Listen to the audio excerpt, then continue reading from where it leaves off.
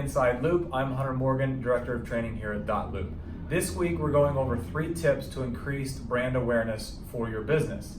Now, whether you're a seasoned agent or a newer agent, building a personal brand is important to stay top of mind in your community, with past clients, and with your past clients' extended networks. So let's get right into it. The first step is to build a foundation for your brand. Now, a lot of people think that logos and colors are all that goes into branding, and although that's a piece of it, a true company is built on your identity. So before you go spending thousands on a website or a brand designer, it's important to ask yourself a few key questions to help frame your company's identity. Some examples of questions you can ask yourself are: who are your ideal clients?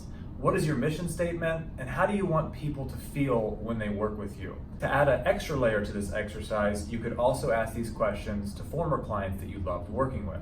This can help you give an idea of who your ideal client is, what they liked about working with you, and this can all come together to help you identify your brand. Now it's time for a logo. After you've asked yourself and your clients some key questions, you can work with a brand designer to create an awesome brand presence. This will include things like a logo, colors, a website, and many other design elements. So where do you find a brand designer? Well, you can always hire an expensive branding firm, but you might start within your office. Talk to some agents, see if they have referrals. They likely have pricing and examples of the work that they've had. Other cheaper examples include 99 Designs or Fiverr. No matter what your brand looks like, if the client didn't have a good experience with you, then they're not going to work with you again. And what's more, they may actually actively discourage others in the community from working with you. So what you want for them to remember is how amazing it was to work with you and how easy you made it for them to find the home of their dreams.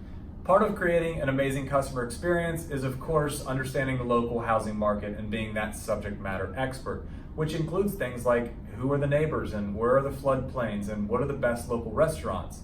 But putting that information into a digestible guide for your clients is also a good idea.